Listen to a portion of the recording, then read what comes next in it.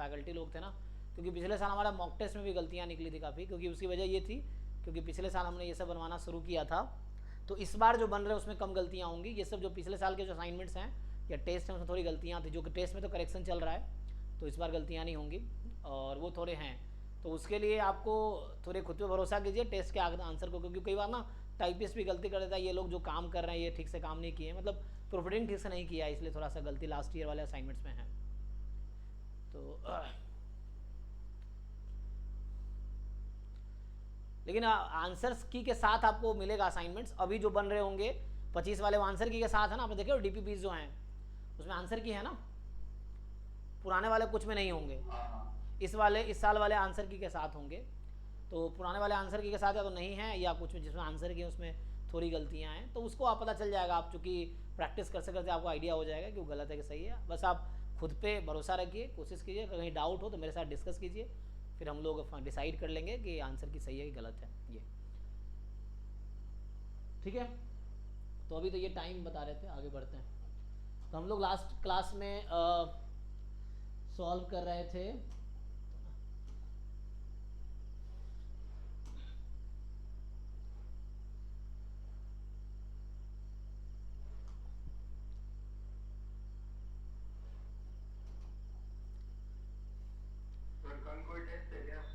हाँ कल टेस्ट होगा, संडे को बेसिक प्रॉपर्टी का टेस्ट होगा और मैम इन्फॉर्म कर देंगे।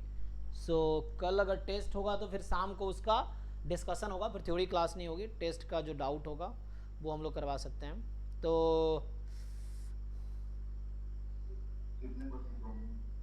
कितने उसमें अराउंड जैम पैटर्न पे ही होगा, प्रोबेबिलिटी का ही सिर्फ टेस्ट होगा, लेकिन 60 क्वेश्चंस होंगे, 3 घंटे के होंगे और सेम जो जैम का पैटर्न है 20 MCQ 10 MSQ, sorry 30 MCQ 10 MSQ और 20 NAT, एग्जाम पैटर्न पे ही होगा। हाँ उसका मैं बोलता हूँ, मैम एक बार इन्फॉर्म कर देंगी। तो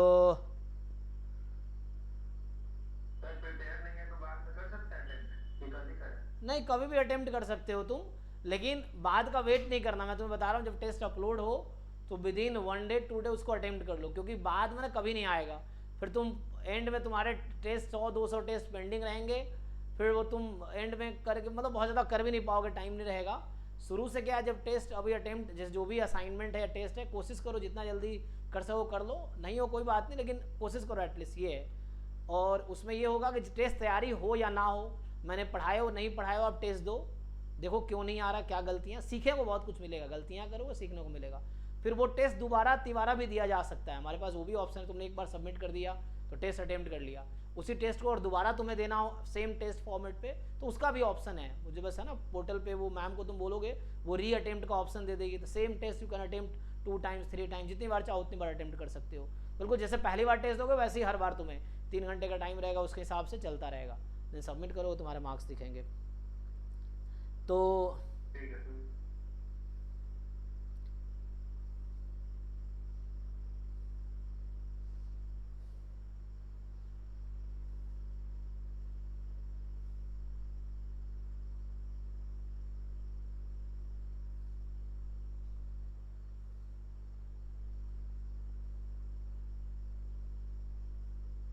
बाकी टेस्ट पोर्टल 24/7 ओपन है, तुम कभी भी टेस्ट दे सकते हो, लेकिन ज़रूरी है कि टेस्ट दो, वरना क्या है बच्चा वेट कर रहा होता है कि जब तैयारी हो जाएगी तब देंगे, कभी तैयारी नहीं होगी। मैं भी ऐसा नहीं बोल सकता कोई टॉपिक में बहुत रेडी हूँ, आज तक मैं रेडी नहीं हूँ, क्योंकि कोई कभी परफेक्ट हो ही नहीं सकता किसी चीज़ में। सो बस एक ही ऑप्शन तुम्हारे पास है कि अपने आप को बेटर बनाते रहो, यही ऑप्शन है तुम्हारे पास।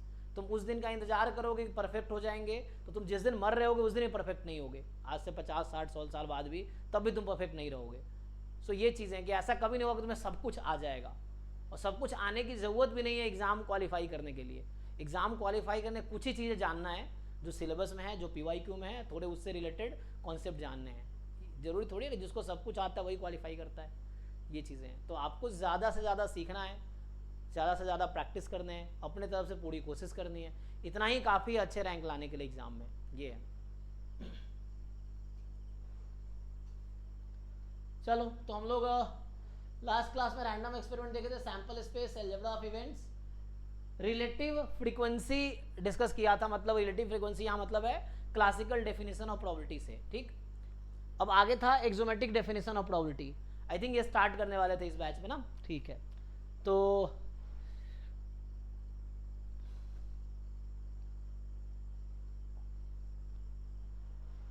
हम लोग ये लिखने वाले थे axiomatic definition of probability.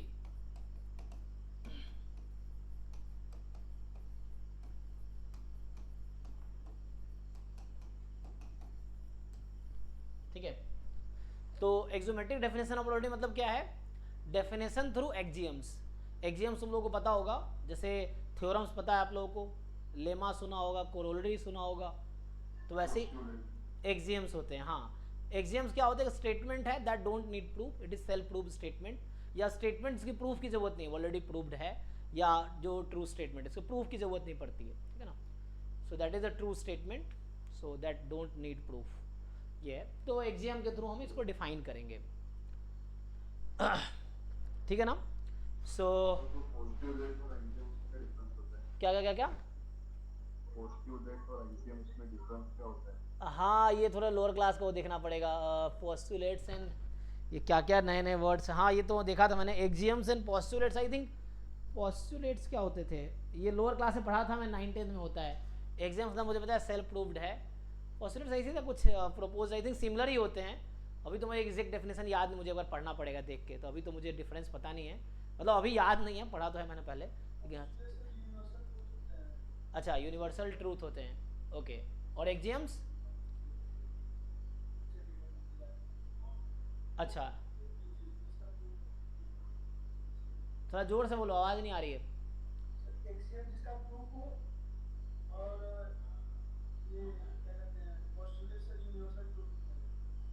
Axiom तो प्रूफ करने की जरूरत नहीं पड़ती ना, एक्सियम तो प्रूफ स्टेटमेंट होते हैं आई थिंक।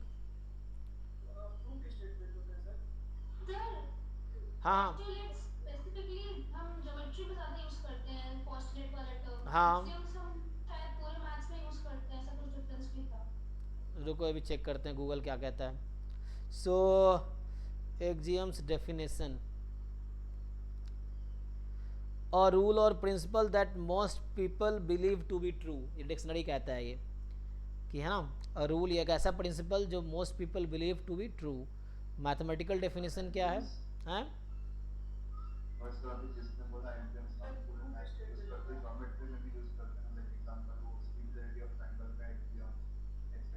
हाँ, अच्छा, अ पोस्टुलेट और axiom is a statement that is accepted as true without proof, means axiom and postulate are same thing,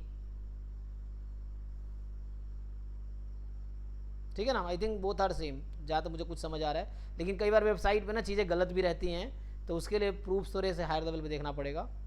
सो लेकिन यहाँ लिखा हुआ है, विकीपीडिया भी यही कह रहा है कि एन एक्सियम पोस्टुलेट्स और assumptions is a statement that is taken to be true और सर्व एज अ प्रीमाइस और starting point of further reasoning और आर्गूमेंट्स, ठीक है ना। सो आई थिंक आप जो आंसर क्वेश्चन पूछ रहे थे वही है, तो postulate and axiom are same thing and that is true. जो महेश बता रहा, जो पोस्टुलेट का डेफिनेशन बता रहा है वही एक्सियम का डेफिनेशन है, जिसकी प्रूफ चाहिए वो थ्योरम होते हैं। The statement that needs proof, a true statement that needs proof is a theorem actually, ठीक है ना। लेमा होता है कि एक स्मॉलर स्टेटमेंट या smaller results that is being used to prove a theorem. Corollary क्या होता है कि थ्योरम के बाद जो स्मॉलर रिजल्ट डिराइव होते हैं, है ना, इस तरह से। बट उसकी ज़रूरत नहीं, बस थोड़े समझ चाहिए, कई बार बुक्स में रहता है तो आपको समझ नहीं आता। बट यहाँ जैसे एक ज्योमेट्रिक डेफिनेशन है, तो यहाँ एक वर्ड एक्सियम यूज़ हुआ है ना, तो इसलिए हम ये बात कर रहे हैं। तो एक्सियम मतलब एक्सियम के थ्रू डिफाइन कर रहे हैं। तो यहाँ पे 3 कंडीशन लिखते हैं, तो ये 3 कंडीशन सेल्फ प्रूफ्ड कंडीशन है, इसकी प्रूफ नहीं करें, मतलब ये ट्रू हम मान के चलेंगे। जैसे तीसरी कंडीशन दूसरी है ना, जैसे प्रोबेबिलिटी ऑफ सैंपल स्पेस 1 है, तो वैसे तो आप लॉजिकली बता सकते हैं, बट यहाँ पे हम एज ए एक्सियम बताएंगे कि डेफिनेशन प्रोबेबिलिटी की क्या है, ठीक है। हाँ सही कह रहे हैं, ओके। तो आते हैं यहाँ पे, so let S be a sample space and this A be sigma field, ठीक है। सो एस एक सैंपल स्पेस है, ए कोई सिग्मा फील्ड है। यहाँ एक्चुअली हम प्रोबेबिलिटी को डिफाइन करने वाले हैं, डेफिनेशन ऑफ प्रोबेबिलिटी लिखने वाले हैं एक्सियम के थ्रू। सो प्रोबेबिलिटी क्या होता है? अ फंक्शन p, बताओ प्रोबेबिलिटी फंक्शन का डोमेन क्या है? Domain sigma field. So probability function का डोमेन जो है वो सिग्मा फील्ड है। और आपको याद होगा सिग्मा फील्ड क्या था? Set of events. तो sigma field is set of events, मतलब सिग्मा फील्ड के एलिमेंट्स जो हैं वो इवेंट्स हैं।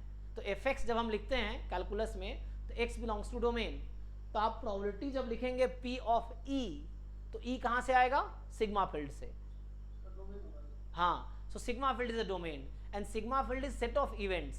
सिग्मा फील्ड जो है सेट ऑफ इवेंट्स हैं, मतलब सिग्मा फील्ड जो है इसलिए इसको इवेंट स्पेस भी बोलते हैं, मतलब ये इवेंट का कलेक्शन है। Sigma field collection of events actually. तो इन्हीं के एलिमेंट की हम प्रोबेबिलिटी निकालते हैं। So sigma field is the domain of probability function और इसका जो रेंज है वो 0 to 1 है। जो इसका रेंज है वो 0 to 1 है। सो इस तरह से so probability is a function, लेकिन इतना काफ़ी नहीं है। अब आगे कुछ रेस्ट्रिक्शन है कि इस P जिसका डोमेन A है, जिसका रेंज 0 1 है, इसको हम प्रोबेबिलिटी फंक्शन कब बोलेंगे? सो ये क्वेश्चन है कि इसको प्रोबेबिलिटी फंक्शन कब बोलेंगे। सो यहां पे होगा a function this is called probability function या प्रोबेबिलिटी। तो एक फंक्शन है, इसको बोलेंगे प्रोबेबिलिटी है या प्रोबेबिलिटी फंक्शन बोल सकते हो। If and only if. अब यहाँ 3 कंडीशंस है, जैसे सिग्मा फील्ड में 3 कंडीशन था ना कि एक सेट ऑफ इवेंट्स है या set of subset of sample space है जो 3 कंडीशन को सेटिस्फाई करेगा। था एम्प्टी सेट होना चाहिए, ई है तो कॉम्प्लीमेंट होने चाहिए, अगर कुछ सेट्स हैं उसमें तो उसके यूनियंस होने चाहिए, तब जाके हम बोलेंगे कि वो जो collection of subsets of sample space है that is the sigma field. अब यहाँ पे है कि एक फंक्शन प्रोबेबिलिटी है, एक फंक्शन है जिसका डोमेन सिग्मा फील्ड है और जिसका आपका रेंज 0 to 1 है। इसको हम कब बोलेंगे प्रोबेबिलिटी फंक्शन? अगर ये 3 कंडीशन को सेटिस्फाई कर रहा है। तो पहली कंडीशन है कि probability of E should be more than 0, more than equal to 0 for all E belongs to sigma field. तो ये सिग्मा फील्ड के अंदर इवेंट्स हैं, तो जितने भी इवेंट सिग्मा फील्ड में हैं सबकी probability more than equal to 0 होनी चाहिए। ये डेफिनेशन ये बुक में मिल जाएगा आपको, किसी बुक में। और प्रोबेबिलिटी ऑफ सैंपल स्पेस 1 होना चाहिए। और ऑब्वियसली आपको याद है कि every sigma field must contain empty set and sample space, क्योंकि एम्प्टी सेट होना जरूरी है, पहला कंडीशन था, और हर सेट का कॉम्प्लीमेंट होना जरूरी है, दूसरा कंडीशन था। तो एम्प्टी सेट का कॉम्प्लीमेंट तो सैंपल स्पेस ही होता है, इसलिए every sigma field must contain empty set and sample space. तो ये सैंपल स्पेस तो होगा ही इसके अंदर ऑब्वियसली। तो कहना चाह रहा है कि कोई भी इवेंट ले लो उसकी प्रोबेबिलिटी 0 से ज़्यादा होगी या कम से कम 0 हो सकती है। और सिग्मा जो आपका सैंपल स्पेस है, यहाँ मैं एस लिखा हूँ तो यहाँ मैं एस ही लिख के चलता हूँ। तो जो सैंपल स्पेस है उसकी प्रोबेबिलिटी 1 होनी चाहिए ना, कुछ बुक में सिग्मा लिखते हैं, कुछ बुक में एस लिखता है। तो सैंपल स्पेस की प्रोबेबिलिटी 1 होगी। और जो तीसरी कंडीशंस हैं कि तीसरी कंडीशन क्या है कि इफ, हाँ E1, तो बुक में लिखा होता है कि जो it is the, I think इसको बोलते हैं additive condition of E1 E2 up to ... if they are pairwise disjoint events. If E1 E2 E3 and so on they are pair disjoint events, then probability of union of I from 1 to n, this will be exactly equal to summation of probability of EIs, I from 1 to n। ठीक है, तो ये आपका definition है। सो ये probability function, हम theorem of total probability भी जानते हैं ना। थ्योरम ऑफ टोटल प्रोबेबिलिटी नहीं, वो दूसरा है, वो आगे पढ़ेंगे, इसके बाद पढ़ेंगे हम। उसमें तो कंडीशनल इवेंट्स होते हैं ना, कंडीशनल प्रोबेबिलिटी यूज होता है टोटल प्रोबेबिलिटी में, फॉर्मूले में एक्चुअली।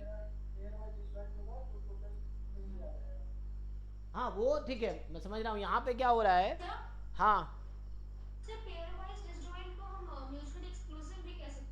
नहीं नहीं नहीं, म्यूचुअली एक्सक्लूसिव,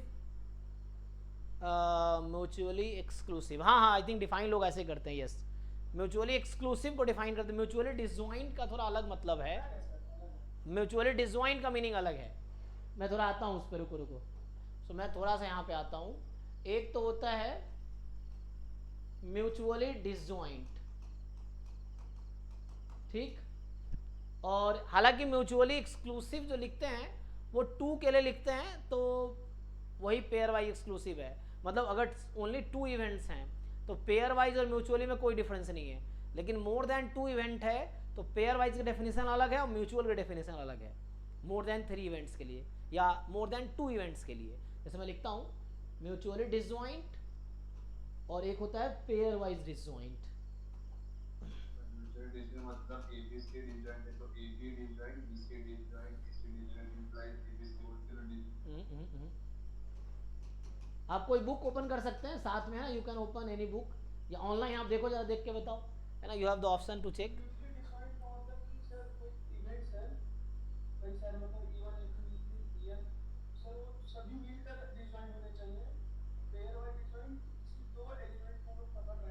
यस, एक्चुअली आप लोगों को कंफ्यूजन कहाँ रहता है बाकी बच्चों को, पेयर वाइज इंडिपेंडेंट और पेयर वाइज डिसजॉइंट, उसका डेफिनेशन सिमिलर है। म्यूचुअली डिसजॉइंट और म्यूचुअली इंडिपेंडेंट दोनों का डेफिनेशन अलग अलग है, वर्ड म्यूचुअली यूज्ड है, तो यहाँ बच्चा कंफ्यूज हो जाता है। आप ध्यान से देखो, आप चाहो तो गूगल करके देखो कि म्यूचुअली इंडिपेंडेंट की क्या डेफिनेशन है और म्यूचुअली डिसजॉइंट की क्या डेफिनेशन है, दोनों अलग अलग है, मतलब सेम नहीं है। जबकि पेयर वाइज डिसजॉइंट और पेयर वाइज इंडिपेंडेंट दोनों एक जैसे डिफाइन होते हैं, मतलब आपको दिखेगा रिलेशन एक जैसा है, लेकिन वहाँ डेफिनेशन का डिफरेंस हो जाता है। मैं लिखता हूँ देखो, तो म्यूचुअली डिसजॉइंट का मतलब है कि मान लो मैं ऐसा लिखूं कि इवेंट्स आपके पास है E1 E2, चलो अभी मैं n के लिए बात कर रहा हूँ, n इवेंट्स के लिए बात कर रहा हूँ, नॉट इनफाइनाइट। तो यही म्यूचुअली एक्सक्लूसिव है वो? हाँ हाँ, यही म्यूचुअल एक्सक्लूसिव है, यस। मतलब 2 एलिमेंट्स के लिए म्यूचुअली एक्सक्लूसिव या म्यूचुअली डिसजॉइंट या पेयर वाइज डिसजॉइंट सेम चीज है, मोर देन 2 के लिए मीनिंग बदल जाएगी। तो क्या बदलेगी देखो, म्यूचुअली डिसजॉइंट है events E1 E2 En are mutually disjoint if and only if, ये हुआ डेफिनेशन, है ना। तो एग्जाम में अगर ये वर्ड यूज है किसी क्वेश्चन में तो आपको मतलब पता होना चाहिए क्या मतलब है इसका। So this are mutually disjoint if and only, बताओ कोई क्या होगा। यस, ये 5 होने चाहिए, यहां ये मतलब है। और अब पेयर वाइज डिफाइन करते हैं। जब हम पेयर वाइज डिफाइन करेंगे सो होगा events E1 E2 En are, यहां से आएगा pair wise disjoint if and only if, क्या जानते हैं आप, EI intersection EJ is 5 For all I not equals to J. हाँ, सो यहाँ पे है कि for all I different than J, मतलब ये यहाँ कहने का मतलब ये है दैट इज कि E1 का इंटरसेक्शन E2 के साथ लो 5 होना चाहिए, E1 का E3 के साथ इंटरसेक्शन लो 5 होना चाहिए, ऐसे ही E1 का इंटरसेक्शन En के साथ लोगे तब भी 5 होना चाहिए। सेम चीज E2 के साथ चलेगा, E2 का इंटरसेक्शन E3 के साथ लो तब भी 5 होगा, E2 का E4 के साथ इंटरसेक्शन लो तब भी 5 होगा, एंड ये चलता रहेगा। E2 का इंटरसेक्शन En के साथ लो तब भी 5 होगा, एंड सो ऑन, यही चीज चलती रहेगी। सो ये एंड तक चलता रहेगा। So you choose any 2 event, उनके बीच कुछ कॉमन नहीं होने चाहिए। यहां कहता है कि हो सकता है 2 के बीच कुछ कॉमन हो, लेकिन सब में कुछ भी कॉमन नहीं होने चाहिए। मैं एग्जांपल देता हूं, देखो। सो पेयर वाइज डिसजॉइंट के लिए इतने सारे कंडीशंस हैं, देखो पेयर वाइज डिसजॉइंट के लिए इतने सारे कंडीशंस है, जिसको हमने शॉर्ट में एक लाइन में लिख दिया है कि EI और EJ के बीच कुछ भी कॉमन नहीं होना चाहिए जब IJ डिफरेंट है, और यहाँ पे तो ये एक ही कंडीशन चाहिए म्यूचुअली डिसजॉइंट के लिए। अब चेक करो गूगल में क्या है, बुक में क्या है, यू कैन चेक। और अगर ऐसा कुछ हो अलग बताओ, अलग हो तो जी। यस, हाँ हाँ हाँ, देखो अच्छा मैं तुम्हें डायग्राम से ही बता देता हूँ। देखो म्यूचुअली डिसजॉइंट में क्या है, जैसे यहाँ समझो जैसे ये म्यूचुअली डिसजॉइंट, मैंने 4 सेट्स बनाए हैं। ये मान लो E1 है, ये E2 है, ये E3 है, ये E4 है। चलो 5वां बना देता हूं, ये लो, ठीक, या अभी के लिए 4 ही रहने दो। अभी बताओ, जैसे E1 E2 में कुछ कॉमन है ना, ये वाला पार्ट। E3 E4 में कुछ कॉमन है, E2 E3 में भी कुछ कॉमन नहीं है, E1 E3 वो नहीं है। लेकिन अगर मैं पूछूं इन चारों में क्या कॉमन है, क्या कुछ कोई पोर्शन आपको ऐसा दिख रहा है कि ऑल 4 इवेंट्स में हो, ऐसा कुछ है क्या? So it is mutually disjoint actually, pair wise नहीं है। क्यों नहीं है? क्योंकि E1 E2 में कुछ कॉमन है, E3 E4 में कुछ कॉमन है। तो पेयर वाइज होने के लिए any 2 event must be disjoint with each other. तो ये म्यूचुअली है। पेयर वाइज में क्या होगा, देखो पेयर वाइज में ये सिचुएशन आएगी। मैं इसको ऐसा ब्रेक कर देता हूं कि अगर E1 यहाँ होगा, ये E1 है, ये E2 है, ये E3 है, ये E4 है, E5 है, E6 है, तो इस तरह सब एक दूसरे से अलग होंगे, मतलब इस तरह से। सो जो भी इवेंट्स है, कोई किसी से साथ एक कुछ भी कॉमन नहीं होगा, किसी भी एक इवेंट का किसी भी दूसरे के साथ कुछ भी कॉमन नहीं होगा। तो ये वाला केस पेयर वाइज है जी। सर जैसे म्यूचुअली जो डिसजॉइंट है वो पेयर वाइज डिसजॉइंट हो सकता है? नहीं, उल्टा है, नहीं हो सकता। उल्टा होगा। अगर पेयर वाइज है तो म्यूचुअली होगा ही, म्यूचुअली जरूरी नहीं पेयर वाइज। देखो वहां दिख तो रहा है वो म्यूचुअली है लेकिन पेयर वाइज नहीं है। नहीं मतलब हम हमेशा के लिए नहीं बोल रहे हैं, मतलब हाँ हो सकता है। हाँ, ऐसा हो सकता है। ऐसे बहुत सारे एग्जाम्पल है जो म्यूचुअल होंगे पेयर वाइज हो सकता है, जो पेयर वाइज है म्यूचुअल हो सकता है। But every pair wise will be mutual, but every mutual may not B pair wise. But कुछ ऐसे एग्जाम्पल मिलेंगे दोनों होंगे। हाँ, म्यूचुअल इंप्लाइज पेयर वाइज होता है ना, convert. No, the thing you know is due to the independence. वही तो बोल रहा हूँ कि आपके दिमाग में जो है वो इंडिपेंडेंस चल रहा है। हम क्या बात कर रहे हैं? डिसजॉइंट बात कर रहे हैं। डिसजॉइंट में उल्टा होता है, pair wise independence does not imply mutually independent, mutual independent implies pair wise independent. ठीक, यहां उल्टा है। यहां pair wise disjoint will imply mutually disjoint, mutually disjoint will not imply pair wise disjoint. ठीक है, सो थ्योरम उल्टा है। Independence के केस में जो थ्योरम है वो अपोजिट है देन जो डिसजॉइंट के केस में है, बिकॉज ऑफ डेफिनेशन।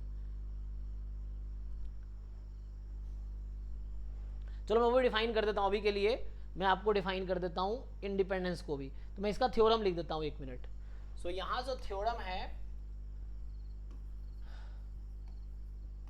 कि pair wise disjoint events are mutually disjoint also।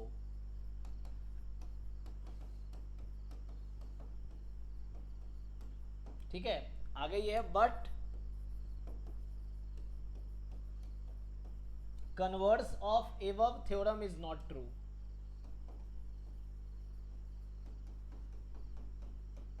Converse of above theorem is not true, वो ट्रू नहीं है।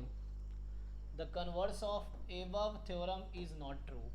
ठीक है, the converse of above theorem is not true. Example, चलिए एग्जाम्पल ए ले लेते हैं 1 2, बी ले लेता हूं 2 3, सी ले लेता हूं 3 4। बताइए क्या ये पेयर वाइज डिसजॉइंट है? क्या ये म्यूचुअली डिसजॉइंट है ना? चेक कर लो। सो ए इंटरसेक्शन है ना, ऐसा होगा। ए इंटरसेक्शन बी में 2 कॉमन है जो कि एम्प्टी नहीं है, तो एक ही काफी है ये बोलने के लिए। सो ये कह रहा है कि A B C are mutually disjoint. ठीक है, और ये कहना चाह रहा है कि अगर मैं ऐसा लिख दूं, चलो ये भी देख लो,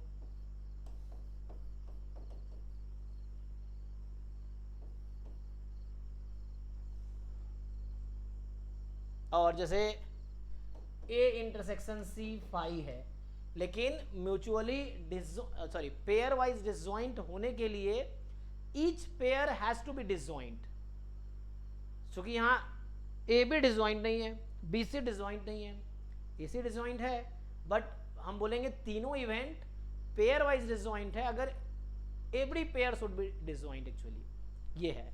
तो इससे ये समझ आया कि A B C are not pairwise disjoint, actually not pairwise disjoint, ये चीज है कि ये पेयर वाइज डिसजॉइंट तो नहीं है। ठीक, चलो एक दो और एग्जांपल लिखता हूं मैं, आप ट्राई करो। जैसे इस पे आने से पहले मैं थोड़ा यहां लिखता हूं। सो एग्जांपल में जैसा भी लिख रहा था मैं 1 2 3 4 मान लो ऐसा लिख दिया, B is 3,4 और C is 5,6, तो ये क्या है? दे आर, बताओ म्यूचुअली है, पेयर वाइज है, दोनों है, कुछ नहीं है? हाँ, तो they are both pairwise disjoint as well as mutually disjoint, ठीक है। सो ये तीनों पेयर वाइज भी है, म्यूचुअली भी है। दूसरा एग्जांपल देखो,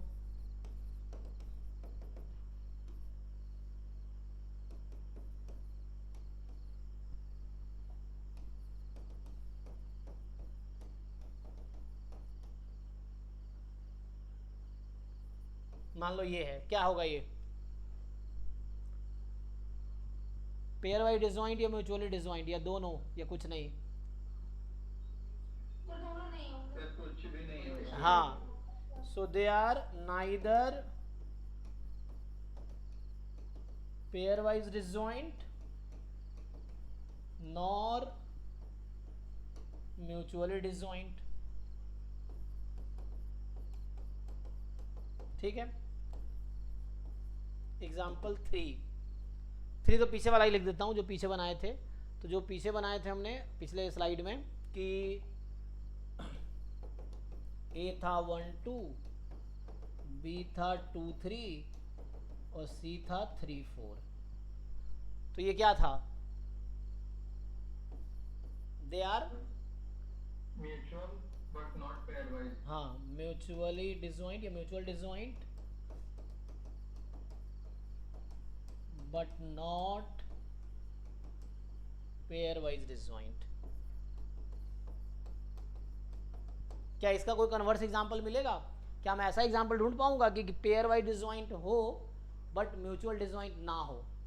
नहीं सर। हाँ, ऐसा नहीं हो सकता क्योंकि ये थ्योरम है ना।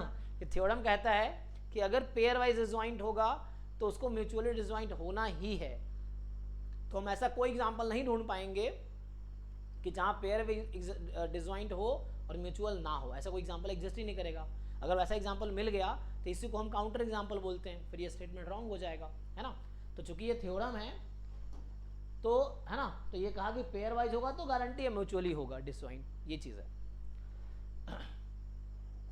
सो जो अभी पूछ रहा था ना कि हो सकता है पेयर वाइज म्यूचुअल भी हो, म्यूचुअल पेयर वाइज हो सकता है, तो देयर एग्जिस्ट वाला केस ठीक है, फॉर ऑल गलत है ना।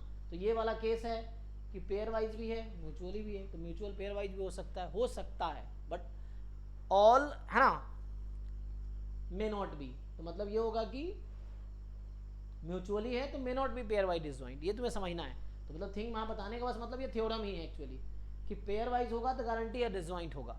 Disjoint sorry pair wise disjoint है तो म्यूचुअली डिसजॉइंट होगा ही। अगर म्यूचुअली डिसजॉइंट है तो it may be pair wise disjoint और मे नॉट बी, इसकी गारंटी नहीं है, ये चीज है। ठीक है, तो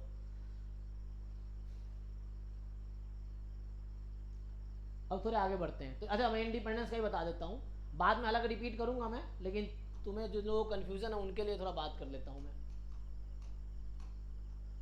सो म्यूचुअली इंडिपेंडेंस या इंडिपेंडेंट इवेंट, इसकी बात कर लेता हूँ। और एक आएगा पेयर वाइज इंडिपेंडेंट इवेंट, इसकी बात कर लेते हैं। अब जरा डेफिनेशन देखो कि म्यूचुअली इंडिपेंडेंट इवेंट क्या होंगे और पेयर वाइज इंडिपेंडेंट इवेंट क्या होंगे। तो इवेंट्स मान लो E1 E2 dot dot dot En, ठीक है, ये है। So they are mutually independent events if and only if. सो ये म्यूचुअली इंडिपेंडेंट इवेंट होंगे इफ एंड ओनली इफ क्या होगा, डेफिनेशन बताओ जिन लोगों को याद है। हाँ B is equal to P of into P of B or P of B is equal to P of B into P of C, AC into P of A intersection C, और अगर तीनों भी Yes. equally independent। हाँ, सो intersection of any two will be the product of two events, intersection of any three law उसकी probability will be equal to product of three events and so on, ठीक है ना। सो अच्छा हाँ, तो यहाँ पे आते हैं। तो इसमें क्या आता है, event E1 E2 En are mutually independent event if and only if. ऐसा होगा कि probability of EI intersection EJ is equal to PEI into PEJ for all I different than J, and साथ में इसमें बहुत सारे कंडीशंस हैं यहाँ पे। सो taken 2 at a time, taken 3 events at a time।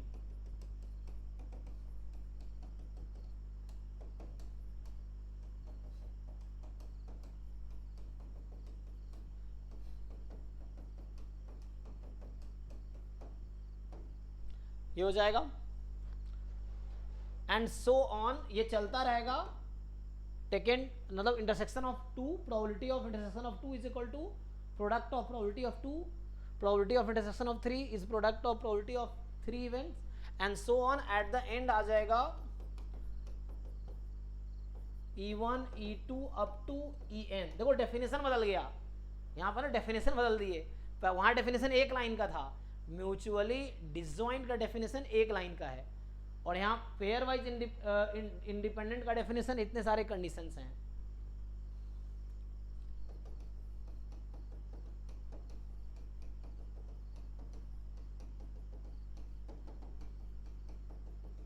ये है डेफिनेशन म्यूचुअली इंडिपेंडेंस का, ठीक है। तो इसमें बहुत सारे कंडीशंस हैं। अब आते हैं इस पे, ठीक है। तो ये these are definition of this. अब आते हैं pairwise independent event. So pairwise independent event ये क्या होगा, तो इसमें just 2 at a time, taken 2 at a time, है ना। तो यहां क्या होगा, इवेंट्स E1 E2 En इस तरह से है। So they are events E1 E2 En are pairwise independent if and only if probability of EI intersection EJ is equal to probability of EI into probability of EJ for all I different than J। इतना ही चाहिए, जो कि यहाँ भी वो condition तुम ध्यान से देखोगे। सो पेयर वाइज के लिए इतना ही कंडीशन है, जो कंडीशन वहाँ भी है एक्चुअली, और उसके अलावा बहुत सारे एक्स्ट्रा कंडीशन है उसके अंदर। तो अब देखो कौन किसको इम्प्लाई करेगा, है ना। क्योंकि म्यूचुअली होगा तो इतने सारे कंडीशन सेटिस्फाई हो रहे होंगे, उसमें ये भी हो रहा होगा। तो अगर यहाँ पे क्या हो गया इंडिपेंडेंस में कि mutually independent will always be pair wise independent, pair wise independent may not be mutually independent, क्योंकि पेयर वाइज के लिए एक ही कंडीशन चाहिए, मान लो ये सेटिस्फाई हो भी गया तो हो सकता है अगले कंडीशन सेटिस्फाई ना हो रहा हो। तो इसीलिए पेयर वाइज होगा तो जरूरी नहीं है म्यूचुअली इंडिपेंडेंट होगा। तो आपको ध्यान रखना है कि डिसजॉइंट में और इंडिपेंडेंट में थ्योरम उल्टी है, ये चीज है। तो ये डेफिनेशन है।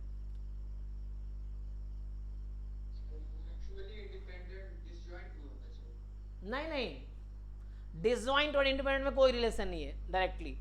मतलब ऐसा सेट मिल जाएगा जो इंडिपेंडेंट है डिसजॉइंट नहीं है, डिसजॉइंट है इंडिपेंडेंट नहीं है, डिसजॉइंट है इंडिपेंडेंट भी है, डिसजॉइंट भी नहीं है इंडिपेंडेंट भी नहीं है। तो यहाँ कोई डायरेक्ट रिलेशन नहीं है।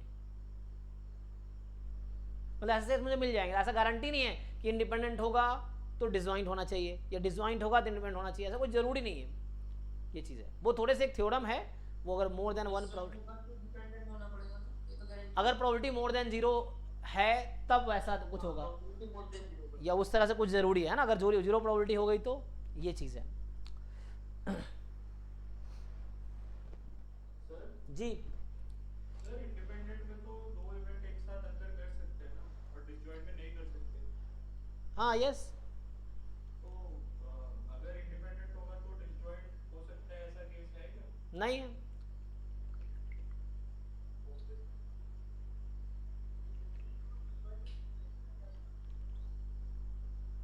थोड़े जोर से बोलो, माइक के पास आके, तुम्हारी आवाज़ मेरे तक पहुंच नहीं रही है। नहीं, कोई डायरेक्ट रिलेशन नहीं है, एक थ्योरम है, मैं लिखा देता हूँ वो जो बताना चाह रहा था वो। तो वो मोर देन जीरो प्रोबेबिलिटी के लिए है। सर सर मैंने इक्वल्स ऑफ बैच में एक फोटो भेजा है, इसके लिए म्यूचुअली इंडिपेंडेंट पेयरवाइज में इंडिपेंडेंट ये रिलेशन है ना। हाँ सर इसमें एक तो पार्ट समझ नहीं आ रहा है, उसे थोड़ा सा बता दीजिए।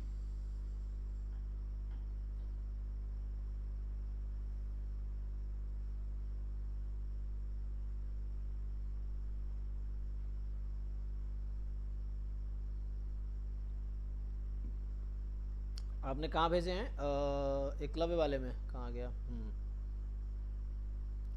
कहाँ भेजा है? नहीं, क्वेश्चन कहाँ है? अभी आप भेजा कुछ आपने?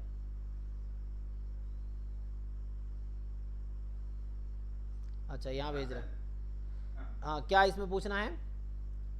सर इसमें sir P of A1 intersection A2 इसमें 1/4 कहाँ से आ गया, इसमें थोड़ा सा बात कीजिए। A1 इंटरसेक्शन A2 1/4 कहाँ से आ गया?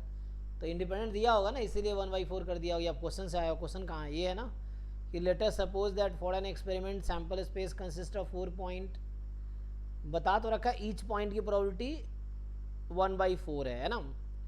And consider it would be case as would be the case in which 2 throws of a perfect coin. ठीक है, मतलब फेयर कॉइन को 2 बार टॉस कर रहा है, ये वाला केस है। कंसिडर 3 इवेंट, 3 इवेंट बनाया, A1 A2 A3। A1 में W1 W2 ओमेगा 1 ओमेगा 2 है, A2 में ओमेगा 1 ओमेगा 3 है। तो मेरे भाई तुम ये बताओ, A1 इंटरसेक्शन A2 यहाँ देखो जो लेफ्ट साइड में है, क्या कॉमन एलिमेंट है? ओमेगा 1। और ऊपर देखो, उसी लाइन के ऊपर देखो, ओमेगा 1 की प्रोबेबिलिटी कितनी है? 1/4। तो वही तो 1/4 लिखा है। ठीक है ना। लेकिन सर वो जो प्रोबेबिलिटी क्लासिकल डेफिनेशन है ना, हाँ इसमें सर 4 एलिमेंट कहाँ से आ गए सर? ओमेगा 1 तो डबल पर रिपीट कर रहा है ना। नहीं, इसने कहा है कि 4 पॉइंट है सैंपल स्पेस में, सबकी प्रोबेबिलिटी इक्वल है, इसने खुद ही दे रखा है आपको। इक्वली लाइकली आउटकम्स हैं, omega 1 omega 2 omega 3 omega 4 equally likely outcomes हैं। उसने क्वेश्चन ने कहा है ना, फर्स्ट लाइन में ही कहा है, देखिए परफेक्ट कॉइन बोला ना, it would be the case in the 2 throws of a perfect coin. मतलब ये हो गया कि एक फेयर कॉइन को आप 2 बार टॉस कर रहे हो। क्या क्या आउटकम्स हैं? HH HT TH TT। तो ये W1 W2 W3 W4 ऐसा समझ सकते हो आप इस क्वेश्चन में। Last line, this counter example is due to Bernstein. Bernstein एक ऑथर है जिसने दिया होगा, ठीक है ना, मतलब कोई रिसर्चर होगा जिन्होंने, या कोई ऑथर है बुक का जिन्होंने ये एग्जाम्पल दिए, तो वो बता रहा है। तो ये एक एग्जाम्पल है, ये प्रूफ करना, पता है ये क्या प्रूफ कर रहा है एग्जाम्पल? मैं बताता हूँ। ये प्रूफ कर रहा होगा कि pair wise independent may not B, क्या बोला, but mutual independence of event is also necessary, क्या बोलना चाह रहा है ये, हम क्या लिखेंगे यहाँ पे कि पेयर वाइज इंडिपेंडेंट जो है वो तो होगा ही, sorry may not be mutually, यही प्रूव कर रहा है ये एग्जाम्पल। मैं आगे दिखाता हूँ और एग्जाम्पल्स हैं, सब क्लियर हो जाएगा। देखो तो इसका भी थ्योरम लिख देता हूँ मैं, तो आप लोगों को ये समझ आ रहा होगा यहाँ पे कि थ्योरम ये है कि mutually independent events are, so mutually independent events are pairwise independent, ठीक है, but converse of above statement is not true, converse of above statement is not true। Example देखें, जैसे एग्जाम्पल के लिए देखो, तो मैं आगे बनाता हूँ एग्जाम्पल। तो जैसे पहला एग्जाम्पल है कि मान लो सैंपल स्पेस में फिक्स कर देता हूँ 1 2 3 4, ठीक है, अभी मैंने फिक्स कर दिया। सैंपल इसमें 4 एलिमेंट है, जैसे अभी बुक भेजा उसने, सेम इक्वली लाइकली है। अभी मान लो कि ईच पे प्रोबेबिलिटी मैं दे देता हूँ 1/4 है, ठीक, तो ये इक्वली लाइकली है। सो या ऐसे लिखने के बजाय मैं ऐसे बोल देता हूँ कि probability of 1, probability of 2, 3, probability of 4, ये सब 1/4 है। अब देखो तो एग्जाम्पल 1 यहाँ से स्टार्ट करते हैं कि अगर मैं ए लेता हूँ 1 2, बी अगर मैं लेता हूँ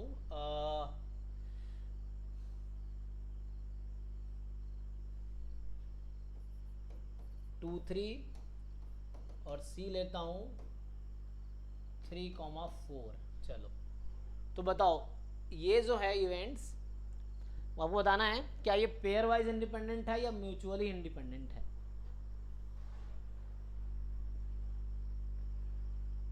डेफिनेशन यहाँ पे आप चेक कर सकते हो।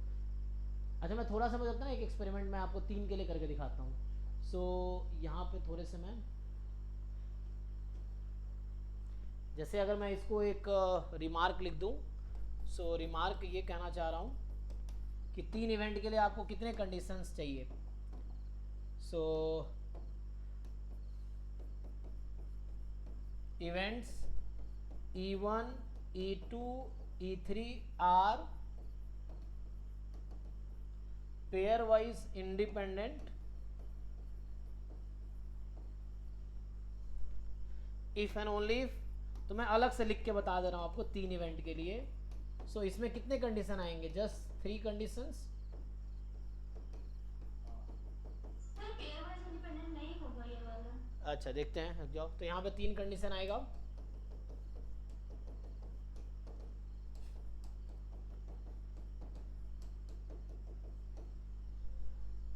एंड तीसरा कंडीशन होना चाहिए